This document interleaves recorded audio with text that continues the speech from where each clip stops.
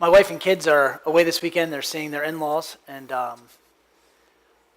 was thinking about my wife a lot, and I was thinking about how many of you guys are married, and I was thinking about how easy it is to downplay your spouse's voice into your life, because you know them, you live with them, you know exactly what they're going to say. They've said it 100 times. You know what I mean? And their voice can get small, as far as it's not as easy to hear sometimes. Has your spouse ever said to you something and they're like, guess what so-and-so told me, and it just opened up everything, and, I understand now, and you're like, I've said that 1,000 times, Amen. Amen. Amen.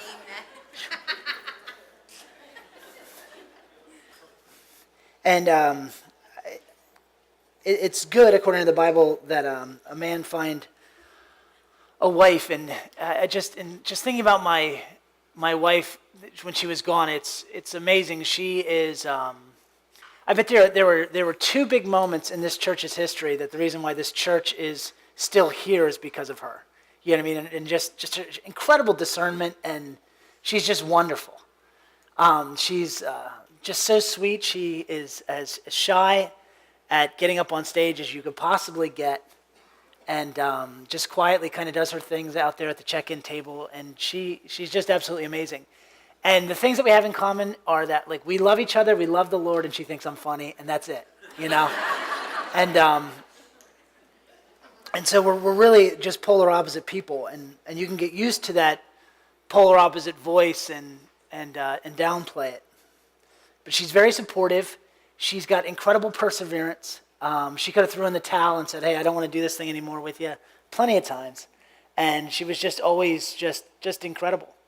And I love this church, and just the interaction with my spouse has always been positive. It's never really been negative.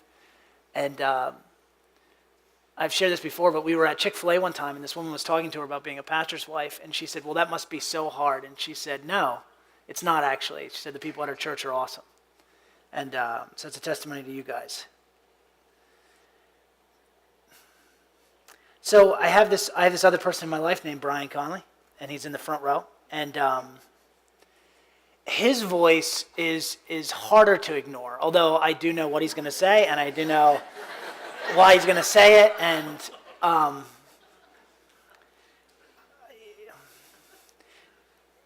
we also have lived together. We lived together for probably at least 4 years, and in college and seminary. And I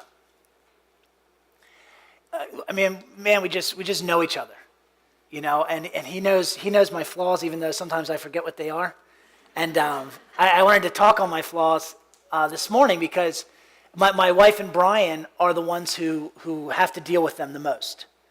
They have the most interactions where I miss it in my personality and just who as I am as a person, and all my experiences. There's just some extreme forms of things in my life where they mostly have to deal with it.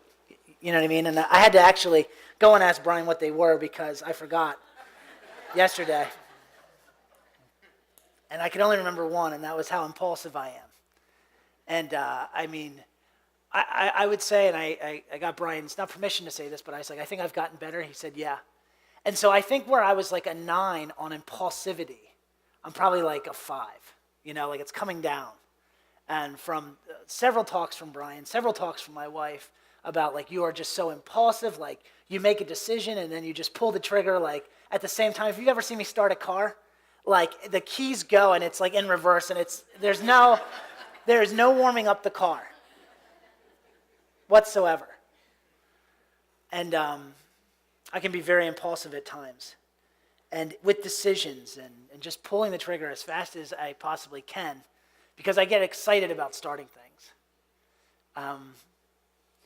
And so what's been so nice is having people in my life who know me. Because last week we talked about knowledge, and then the wisdom or the understanding to be able to actually do what it is the knowledge is, and how we need the Holy Spirit to actually tell us. It's nice that the verse says that, but what does that look like? And he's leading and guiding us into truth.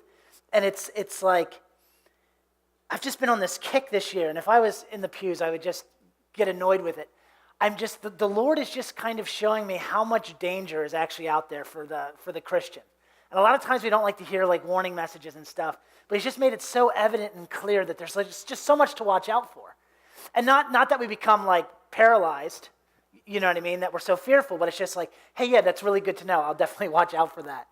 And one of the things that he just highlighted to me after last week's sermon was the fact that you need to have in your life people who know you, because you're not supposed to walk this thing alone. And if I was to go up to one of you for advice, you could give me advice, but you wouldn't be able to give me advice like Brian, because Brian knows me. Does that make sense? And I'm not saying that we shouldn't ask one another for advice. Like it's so good to go up to somebody who has the fruit of what it is that you want in your life and say, how did you get that fruit? That's good. But it's really good to actually let people into your life and see the decisions that you're making so that they could speak into it, especially in the unique way of some of maybe the personality flaws that you have. And I have several. But I'm toning them back in relationship with other people. Does that make sense? But if you're walking alone, they're only going to increase. Because there's this need, like, in the ways that you're different, there's such a need to defend the difference that they'll get more extreme. But in a body, in the way that we're supposed to be in a body, those things get tempered. Because as you interact with people who have grace and mercy for you, they will nicely say, hey, that's a bit out there. That's a bit extreme. Like, man, did you ever notice this pattern in your life where you kind of make these decisions, or when somebody does this, you react this way? It's good to have those relationships, but not many people have those relationships. People have a lot of entertainment relationships. What I mean by that is that they have relationships in which they just get away with somebody for a while just to get away from their life, instead of having a relationship in which somebody's speaking into your life. Does that make sense? So you can say, hey, you want to go out to dinner, and you're looking to get away from your life and go out to dinner with somebody who's a friend and just have fun. And there's nothing wrong with that. It's just that if that's all you got, I can promise you're going to have a pretty unique ending to your story. It's probably not going to be the best or God's will. So we need people in our lives who know us, who we can run decisions by and let into our lives and speak to us. Because you can be led by the Spirit, and please hear me on this. You can be led by the Spirit and still be led astray. Because you don't have relationships in your life and people speaking into your life.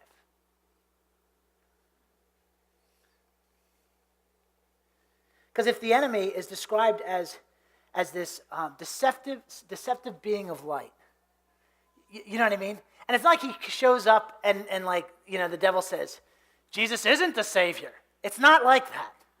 You know what I mean? It's just a slight half-truth that kind of just begins to exploit the interesting things of your personality. Like, one of the most interesting things about me is like it's very hard for me to apologize without explaining myself first. You know what I'm saying? Like, there's such a need that should not be there when I'm trying to express myself. Like, I think like sometimes the calling on my life is to speak to people.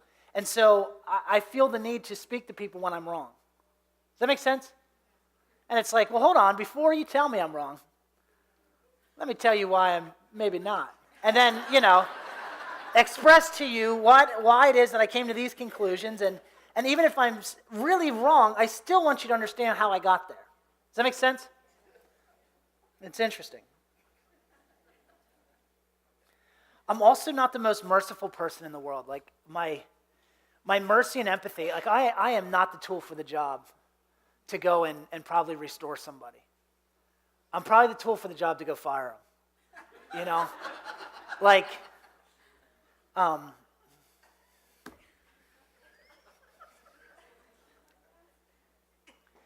I see that, like, when women cry around me, I'm just like, yuck.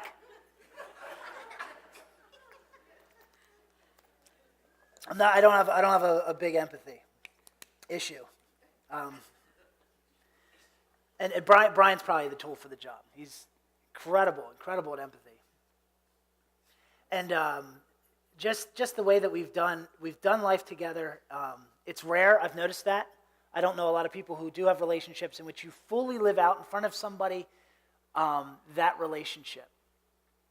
Brian has, on several occasions, asked me to speak into his life. Sometimes I don't ask him permission, sometimes I just do. And I'm sure he likes it.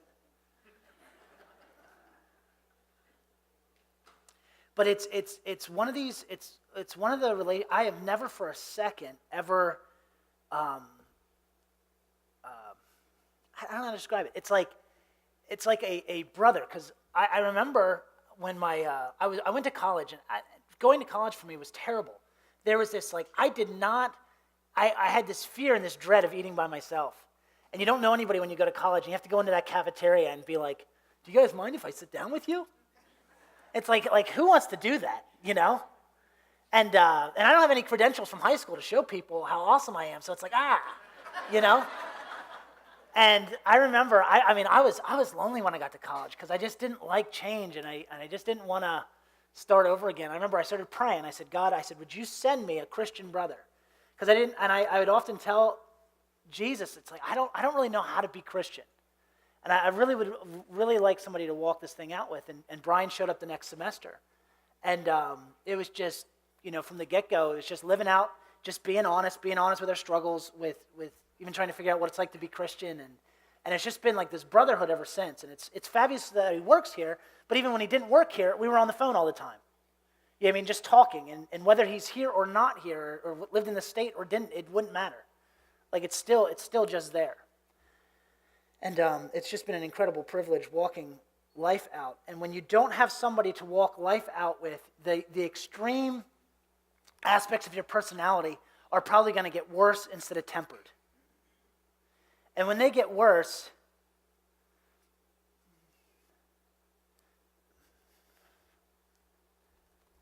if God doesn't have anybody to send to you to keep you in check, how's he going to do it? And you might say, well, he can just do it. Listen to me. The fact that you don't have anybody that can be sent to you is the fact that you're in pride and that you are arrogant. And he's opposed to you, but he gives grace to the humble. Does that make sense? So the fact that you don't have anybody to speak into your life is the very evidence that God is opposed to how you're living. Does that make sense? But the fact that you do is the very format in which he'll send people to correct you. I'll tell you what. And I've seen it happen. The last thing you want is God sending some stranger who doesn't know you or your situation to prophesy over you exactly what you're doing wrong, because that'll just scare you to death. Do you understand what I'm saying? It's very nice when you have people in your life who can just come to you and just tell you what it is that you're doing. You're doing that thing again in your life that you tend to do. Because truth is something that we're trying to grow and grapple with and see. You might say, well, I know this because I think this way too. I know what truth is. It's like, nah, if I knew that, I wouldn't need the Holy Spirit, right? Because the Holy Spirit's leading and guiding you into truth. And you not seeing truth and your inability to see it is what's keeping God from probably using you in the way that he needs to use you on the earth. You guys following me? A second pair of eyes on your life is incredible. I mean, that just even getting married and having to live life with this person who doesn't see the world the way you do and having to hear how they see it, it's like, at first you're like, oh man, this person's so blind, I'll try to help them, But then as you continue to walk that out, you're like, you begin to see, they help point out evidence in your life that maybe you're not seeing the truth as clearly as you think you're seeing it. Does that make sense? Now you bring in a third person and a fourth person to help you see how the world works, and you begin to appreciate and validate the giftings of God in their life and who they are. See, a lot of people, it's so easy to see someone's faults. It's not as easy to set up a way to destroy your own. Because then you'd have to say this, in these relationships maybe where you just kind of try to escape in the relationships a little bit, you'd have to say, hey, listen, this is what I'm struggling with. This is where I'm having a hard time. What do you think about this? And going and getting advice. Because when you go and get advice, you set yourself under somebody. Does that make sense? And sometimes people have a hard time doing that. They want to be set over people. The Bible says don't be quick to be a teacher, right? Because there's a temptation. It's so easy to just want to help fix people because you just need to teach them how you see it. But how you see it is warped to a degree, which is why you need the Holy Spirit. And to identify the warping of your own vision requires other people. You guys hearing it? Okay.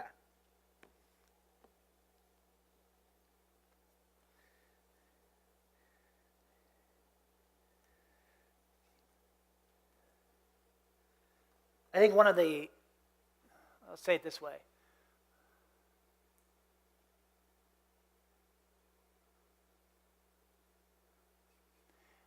One of my just favorite aspects of our relationship, if I could just be frank, is the enemy has said a lot to me about people and situations, and Brian is the evidence that it's not that way. What I mean by that is the enemy has told me time and time again, like, everybody leaves, everybody goes, but Brian is the evidence that does not happen. Does that make sense? Like, everybody's shallow and out for themselves, but Brian's the evidence that that's not true in my life. And so it's nice to have the evidence that the enemy can't talk against in a relationship with somebody, because it gives you a whole new perspective, and then you don't get to be twisted in that area of relationship. Because there's a lot of experiences, I'm sure all of us have, of like where the relationship fell flat and it's no more. Does anybody have any of those? I mean, just friendships where like, poof, gone. And you thought like, well, I thought we really like were friends. And it's not good to like live from those places or make that the truth. The truth is that whenever we value relationships enough, good, healthy Christian relationships, we will have them. Until then, they aren't cheap. They do cost something. Make sense? Yeah. All right. So thanks for being my friend. Amen.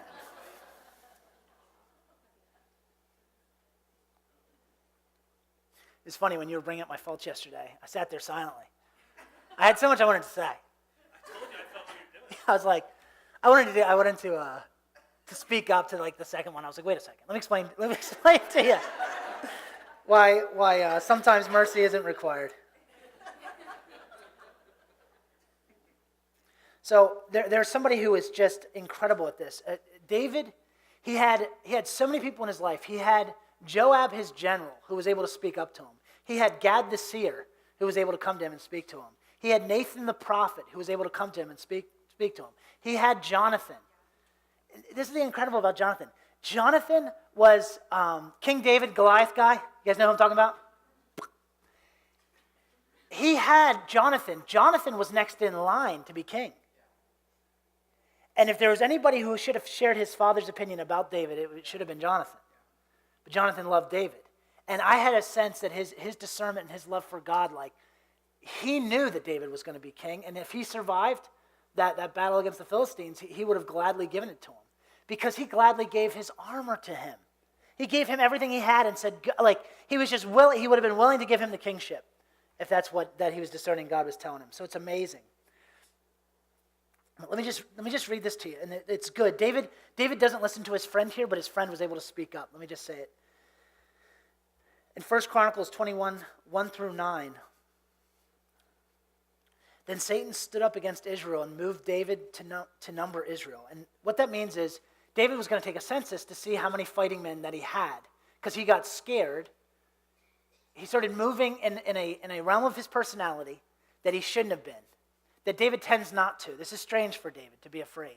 But he needs to make sure that he has enough troops to go and fight this battle, right? So David said to Joab and the princes of the people, "Go number Israel from Beersheba even to Dan, and bring me word that I may know their number." And Joab said, "May the Lord add to his people 100 times as many as they are. But my lord the king, are they not all my lord's servants? Why does my lord seek this thing? Why should he be cause of guilt to Israel?" Nevertheless, the king's word prevailed against Joab. Now, Joab is saying this to David. He's saying, listen, like, don't do that. And why is he saying that? Because we don't number. We go and fight people and win because the Lord is on our side, not because of numbers. And not because we have more. The Lord is on our side. And he's trying to break David and get him to not do what he's about to do. And David doesn't listen, which is rare in David's case. And anytime, there's 2 times David really screwed up. It was right here and with Bathsheba. And that's because he didn't get advice from anybody during that time. And then there's Nathan the prophet. And how many of you guys know that David and Nathan had a great relationship? David named his 3rd child Nathan. So he really respected Nathan. And it says this in 2 Samuel chapter 7, 1 through 4. It says, "Now it came about when the king lived in his house, and the Lord had given him rest on every side from all his enemies, that the king said to Nathan the prophet, 'See now, I dwell in a house of cedar, but the ark of God dwells within tent curtains.'" So that whole thing, they were taken around in the desert, and they had tents and these cloth walls and all this kind of stuff. They still have the Ark of the Covenant in the tabernacle, this tent. And so it's, I don't know how that's still functioning, but they still had that thing going. And David was living in a house, and God was living in a tent. And he said, "This isn't right. I want God to have a house of worship that's built out of cedar like mine is." And Nathan said to the king, "Go do all that is in your mind, for the Lord is with you." But it came about in the same night that the word of the Lord came to Nathan, saying, and this is what the Lord said. He said, don't build the house. Your son's going to build the house. You have blood on your hands from all these wars. I have other plans for you. Don't worry about it. Your son's going to do it, Solomon. Now, it's interesting that Nathan, as a prophet, just kind of spoke and said, "Hey, that's a good idea." And then God came, corrected him, and then he went and corrected David.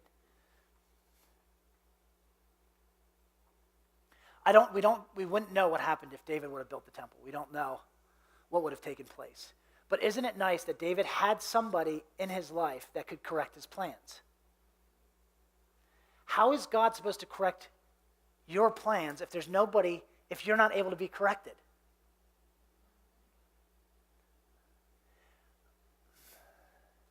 This is one of the easiest and hardest things to do is have relationships. Like, you have in your life what you call valuable, and you put it as a priority.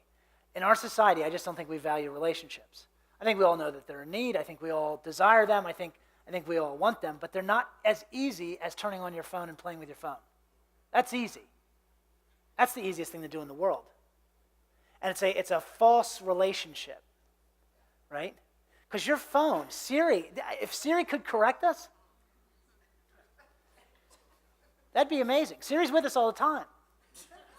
If Siri came on in the midst of a counseling session and said, "Adam, you should have more compassion," I'd be like, "Whoa." It'd be amazing. "Adam, you're doing it again." Maybe in the future.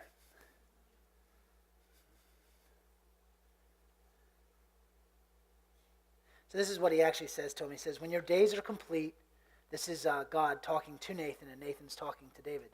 "When your days are complete and you lie down with your fathers, I will raise up your descendants after you, who will come forth from you, and I will establish his kingdom. He shall build a house for my name, and I will establish the throne of his kingdom forever." And so I'll tell you what's really cool. Having friendships in your life and people who hear from the Lord. That's ideal.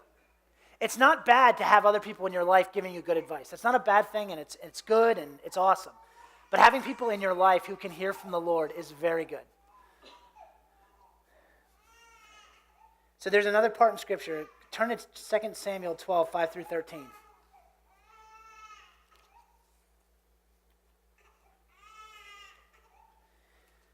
It says this. I'm sorry, let me set this up for you. So David thought it would be a good idea because he was by himself. He wasn't out to war. He was on his rooftops, okay? And he was pulling a peeping Tom. Do you guys remember that term?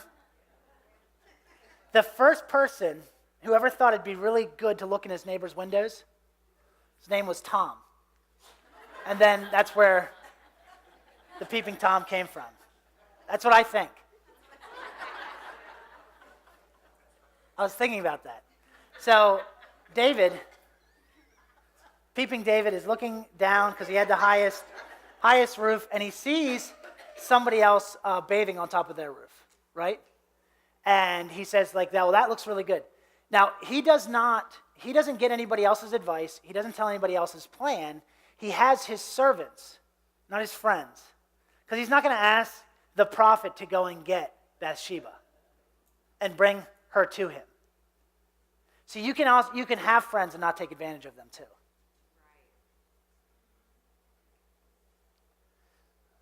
So he has his servants go and bring her. And he does the unthinkable. He sleeps with her, and then she gets pregnant. So he doesn't confess his sins. He doesn't go to the prophet and say, I've done something terrible. What he does is he invites Uriah, one of his soldiers, a very devout soldier, home to his house in hopes that he'll go and sleep with his wife. So that when the baby's born, it would make sense that she got pregnant by this other guy, right, her actual husband. Well, this guy, he's so devout to David and to the war, he won't go see his wife because the other soldiers aren't seeing their wives, and he doesn't believe it'd be right for him to go and see his own. So David is trying to get him to just get alone with his wife so that they would be intimate, but instead of doing that, he doesn't. He sends him back to war, so he decides to kill him. Okay? And so he sends a letter. He actually gives him his own death sentence and says, hey, hand this to the person who's over you. And the letter says this, send him out in the front lines and let him fight with people, and then I want you to pull everybody back but him and have him die. Right? You got to understand something. He wasn't getting advice from anybody on those plans. Those are self-devised plans. And can I tell you something? Whenever you get alone and you try to devise plans, you're not alone. There's somebody called the enemy. He's your adversary, and he's more than willing to counsel you on how you should handle a situation. That's probably what happens to a lot of our relationships, is that we probably got advised by the enemy on how we should handle them.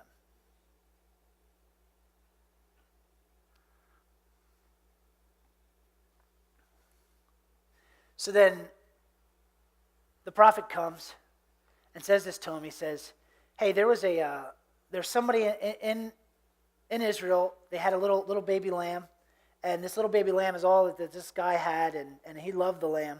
And there's a rich guy who came along and said, I want the lamb because I'm having company over.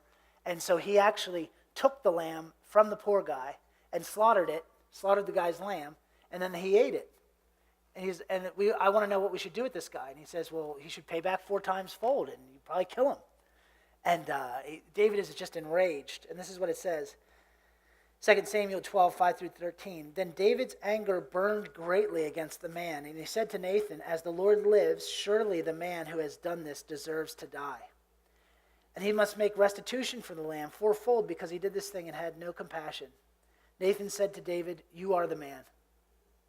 Thus says the Lord God of Israel, it is I who anointed you king over Israel, and it is I who delivered you from the hand of Saul. I also gave you your master's house and your master's wife into your care, and I gave you the house of Israel and Judah. Do you guys see this? See, I know where David's at in his prayers, because he's probably, do you know why he has to be reminded of this? Because he hasn't been saying it. God, all this is yours. You gave me all this, and I'm just so thankful that all that I have has been given to me from you, and you delivered me, and you delivered me, and you did. I guarantee you don't just, he's not writing Psalms in the morning and then sleeping with this woman at night. He caught him in a season where it just wasn't happening. This wasn't happening. That's how you explain this story. So now he's got to send a friend to give God praise because you probably haven't been.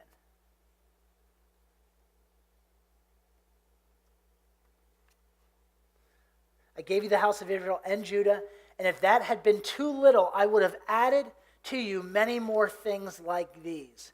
Why have you despised the word of the Lord by doing evil in his sight? You have struck down Uriah the Hittite with the sword, and have taken his wife to be your wife, and have killed him with the sword of the sons of Ammon.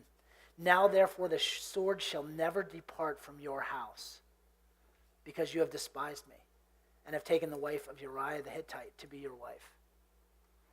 Isn't that amazing? So where you have David, do you know where this couldn't?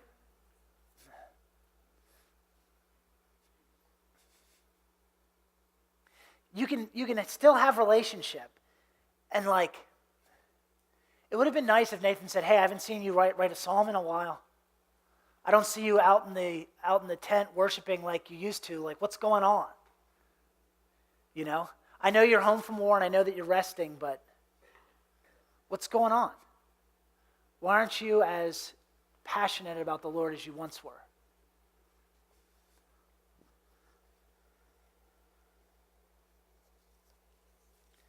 And I'm not trying to emphasize, I mean, of course David's passionate about the Lord. Of course he wrote the Psalms. Like, there's probably nobody whose heart was for the Lord as much as David's, but you can still have a bad season, and you can really mess up in that season.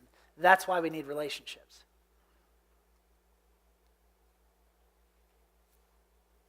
So Solomon comes along, and Solomon is born, and David's house, it had the sword, and his own children turned against him, and he was on the run, just like he was in the first part of his life. The back part of his life, he was on the run again, running away from his own son. He did come back at the end and come back into the temple, and even then, as he's lying dying, there's this big kind of fight and argument over who's going to take over. Nathan the prophet helps Solomon take the throne, and Solomon takes the throne. We don't necessarily know like when it took place, but he was most likely like in his 20s or 30s when he's crowned king. And he has this incredible visitation from the Lord. The Lord shows up and actually tells him, you've been made king. This is what I want from you. I want you to follow my commands. And in return, I will continue the covenant that I had with David, and right now I'll give you anything that you want. Could you guys imagine that? If tonight when you're praying, the Lord manifests in the room and says, name it. Whatever you want, I'll give it. That's what everyone's hoping for, right?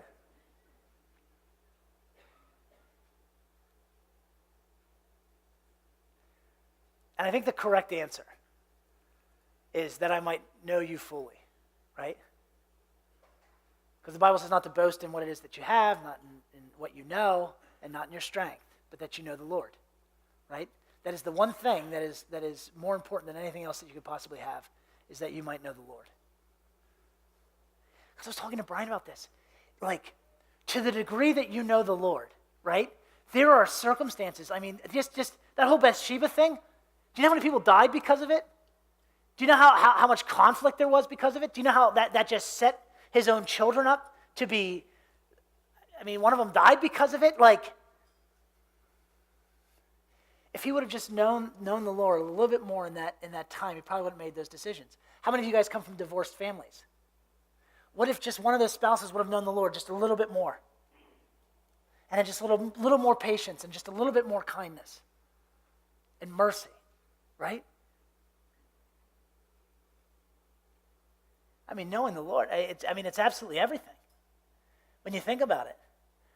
I mean, hell has its way because people don't know the Lord. And the things that have taken place in your life, I mean, could you imagine? Just imagine it if that person would have just known the Lord just a little bit more. The tragedy that could have been diverted. So Solomon, he says, I want wisdom. And God gives it to him. He becomes the wisest person on the earth that has ever lived. It's absolutely amazing. And things go so well. When I say like all the chips fall right where they need to fall in his life. I mean, he is there's nobody that can stump him. There's no situation that he doesn't have an answer for. Everything he does is brilliant. The way he sets up things, the way he actually plants his gardens, the way his servants interact and do their job. Everything is as it possibly could be, best ever, right? I have a picture of the temple that I saw on the internet. I don't know. Now, they didn't have cameras back then. This is an artist's rendition. But I mean, look at that thing. Back in that day, that's what you come out and look at, knowing that you're the one who built that. That's pretty impressive.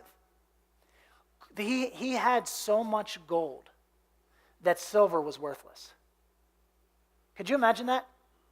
That there was no value for silver anymore because of how much gold was actually in the country. He didn't have to go to war. And he had favor with every king. Kings wanted to sit down and actually take counsel with him. I mean, this guy had everything. Everything was full throttle, full course ahead. he actually had, I'll read it to you.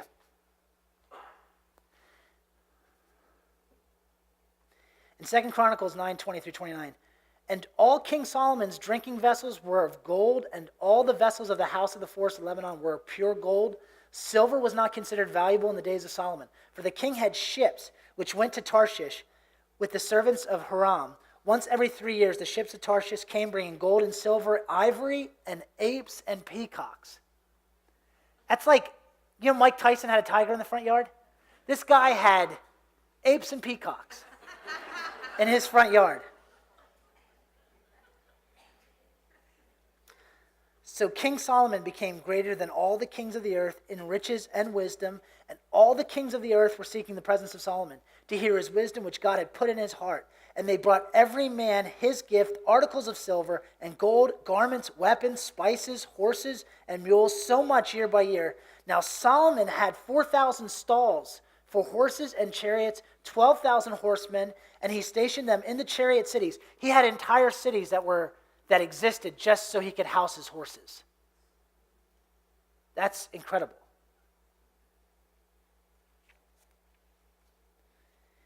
And he stationed them in the chariot cities and with the king in Jerusalem.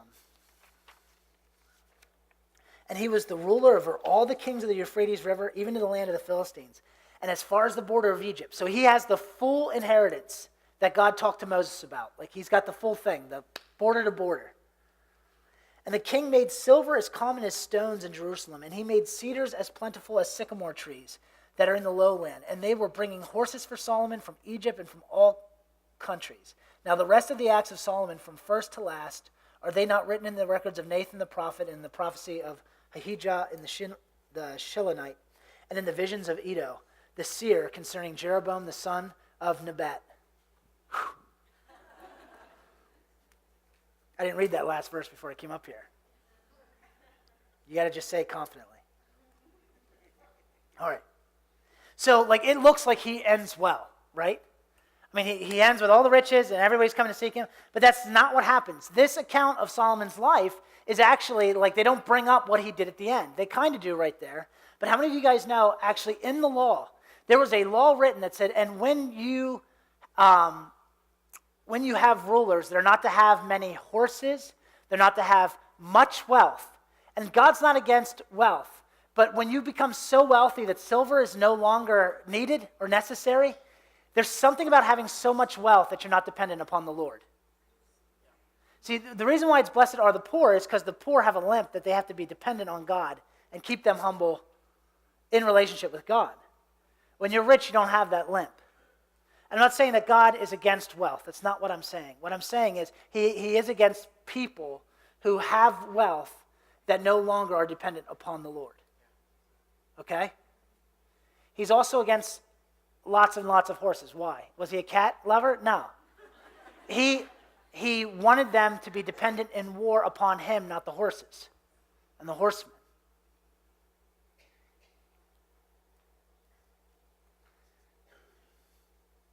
I'm going to just read for you the other account that actually takes place in Solomon's life. So if you look up here at this thing, he's crowned king. He gets his first visitation, gets wisdom. He builds the temple. He spends 7 years on this temple. It's absolutely beautiful. He finishes it, and then God finishes that fills the temple. So it's one thing for God to show up and have a visitation, and then it's another for God to show up because you prayed in church, right? Could you imagine if I was like, hey, why don't you just come on up here, Tabitha, and close us out in prayer? Tabitha gets up here and says a prayer, and then God fills the whole place, and we're all down. That'd be pretty impressive. I'd be like this. That would impress me, Tabitha. And that's what happened. I mean, he says this prayer. I mean, they put in the work. I mean, they put in a lot of work. They put in 7 years of working on this temple. Just furnishes it. It's absolutely amazing. It's beautiful. It's wonderful. And God comes and fills the temple. Now everybody knows that he has favor with the Lord. Then he finishes his own house. He spends 13 years building his own house, and it's absolutely beautiful. He gains all the favors, the horses, the wealth. But here's the problem. He gains many foreign wives. Back in the day, when you wanted to have good relations with somebody, they brought one of their daughters, and then you married them. Does that make sense? So somebody from Egypt brought up a daughter like a ruler, and they said, here, like, let's make sure we have peace, marry my daughter. Well, do you know how many kings of the earth were coming to him to make peace with him, and how many women they actually brought for him to marry so that the whole world would be in peace? How many of you guys know that marriage doesn't necessarily mean peace? Do you guys know that? I'm in peace. I've just counseled some of you guys. That was the funniest thing I said today. Anyway. That's funny.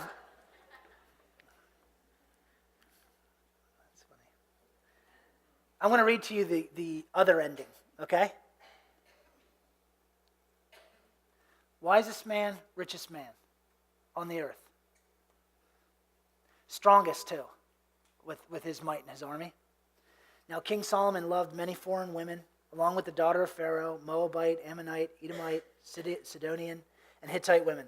From the nations concerning which the Lord has said to the sons of Israel, you shall not associate with them, neither shall they associate with you, for they will surely turn your heart away from their gods. This is the ending of his life. How many of you guys want to finish well? Listen to how this guy finishes, because we're called to actually learn from this. Solomon held fast to these in love. And he had 700 wives, princesses, and 300 concubines. And his wives turned his heart away. See, you know what's interesting here? Do you guys understand what Solomon's missing?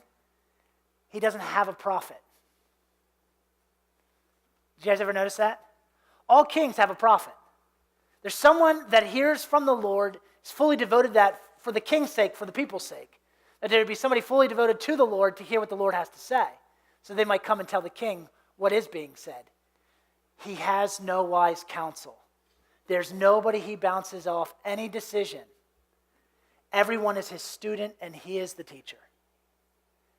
And you might say, well, if anybody certainly could be, it's Solomon.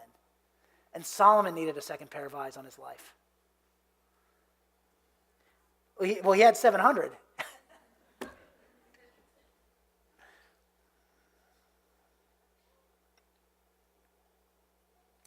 And this is what I've done. If I was just on his counsel, I would have came to him and I'd say, you know, he's got, I don't know, like if he kept them all in a pen, I don't know what you do with 700 wives, okay? If you have just an incredible bunkhouse. I would have came to him, I would have said this. I said, Solomon, I don't mean to alarm you, but I was outside and I actually saw some of your foreign wives actually had idols on them, and they were actually burning incense, and they were actually worshiping foreign gods. Far be it from us to ever let that happen in Israel. I don't know what you want to do. I'll go with you, but we need to cleanse that camp, and we need to make sure that there are no idols, because this is what the Lord has said. What will happen to those who allow this to come in? And I would hate to see that take place in your kingdom. Do you need some help with this? But there's nobody to do that. So all he does is tolerate idol worship. And you guys got to understand that. He doesn't jump in and start saying, hey, who we worshiping here? Cool, let me get in on it. And he starts worshiping other gods. He tolerates the fact that they do. Now I'll read you the ending of his life. Are you guys ready? For it came about when Solomon was old, his wives turned his heart away from other gods, and his heart was not wholly devoted to the Lord his God. And that's the deal that God made with him during a second visitation. He said, listen, I will stay with you, and you will have all the favor. Everything will continue as is in Israel, but you must stay fully devoted to my law. He broke it in 3 different ways. Horses, money, women.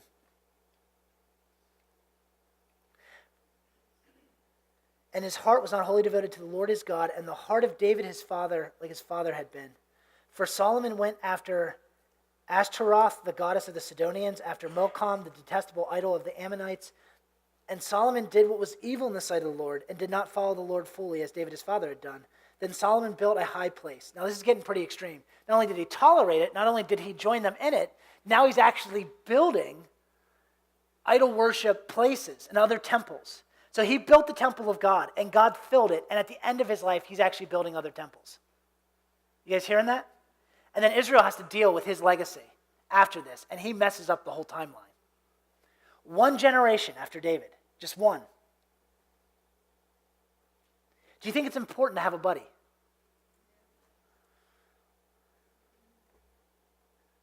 And Solomon built a high place for Chemoth, the detestable idol of Moab, on the mountain which is east of Jerusalem, and for Molech, the detestable idol of the sons of Ammon.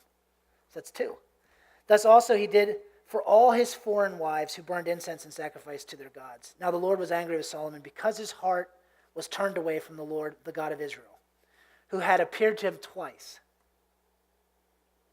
and had commanded him concerning the things that he should not go after other gods. Can I tell you why God probably had to show up? Because nobody else was going to. He didn't have anybody else to show up.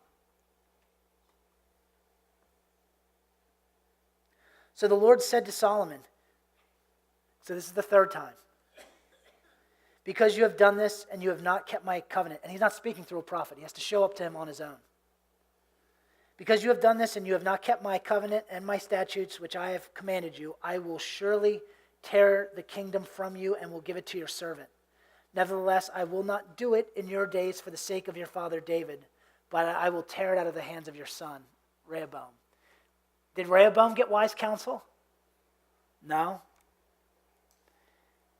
He took his friends' advice, who were just entertainment friends. He didn't have any wisdom whatsoever. Did you know that King Solomon enslaved 30,000 Israelites? Enslaved them to get what he wanted done. Do you think maybe a friend could have said this? Hey, I know how God feels about slavery. Remember, he busted us out of it so we wouldn't have to return to it and told us not to do it to one another. Maybe your house is big enough, Solomon. Maybe everything doesn't have to be laid with gold. Maybe we should pay some of the workers with some of the gold we have. And just slowly over time, it begins to twist. Let me just read this to you. And 2 Corinthians 13:1. This is the third time I am coming to you. Every fact is to be confirmed by the testimony of 2 or 3 witnesses. That's 2 Corinthians 13:1. I'll read one other one to you.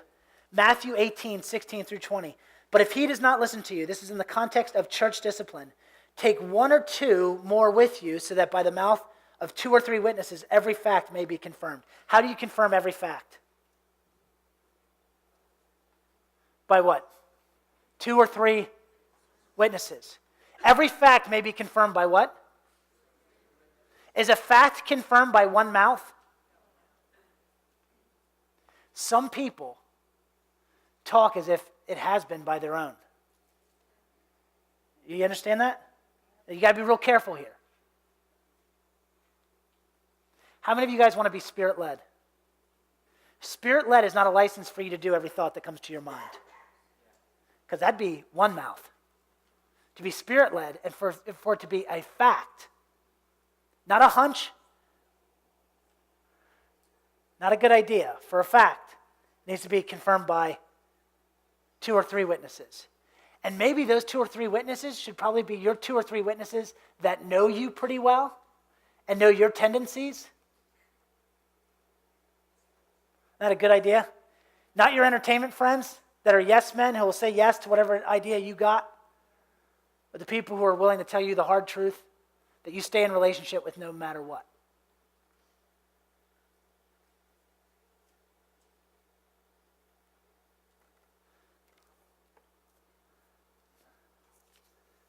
I am, again,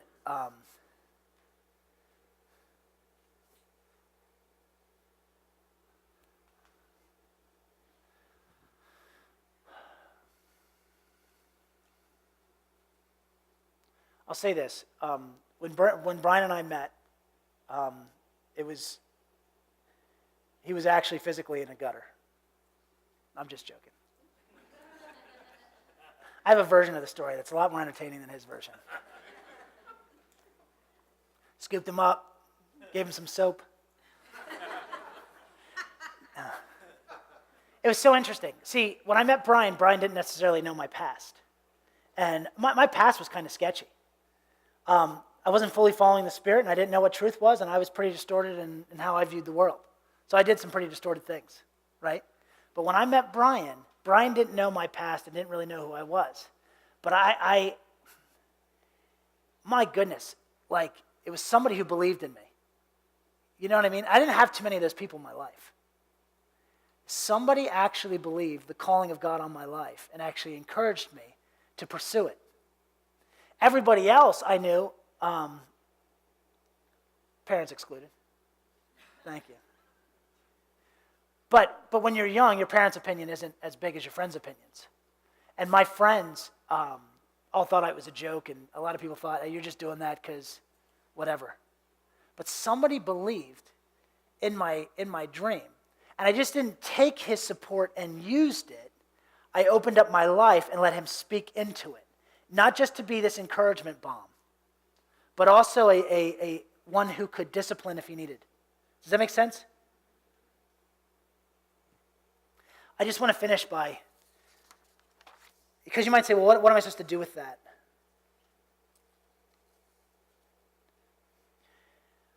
There's 5 things a good friend will do. They'll correction, they'll help you with decisions, discernment, confession, and celebration. One of the things that Brian is incredible at is just confessing his shortcomings. Some of the things he confesses, I'm like, okay. You know what I mean? They're not a big deal, but they're a big deal to him, so he confesses them anyway. And guess what won't happen? Those small things won't become a big deal. A good friend will always celebrate with you. If a good friend can't celebrate with you, they're probably not your friend. A good friend will seek discernment with you. A good friend will listen and try to help you with decisions. And a good friend will always correct you when you're getting into your tendency that we tend to get into. And man, if I was you guys and I just heard this and I didn't have this going on in my life, this is what I would do. I would find my closest friend who knows the Lord and not say this to them. Hey, I was wondering if you wanted me to have a friendship with me in which we offer each other correction. I wouldn't do that. What I would do is start to open my life up to them and invite correction. Forget about correcting them. You can only correct somebody to the degree that you're invited to. Have you guys had to find that out?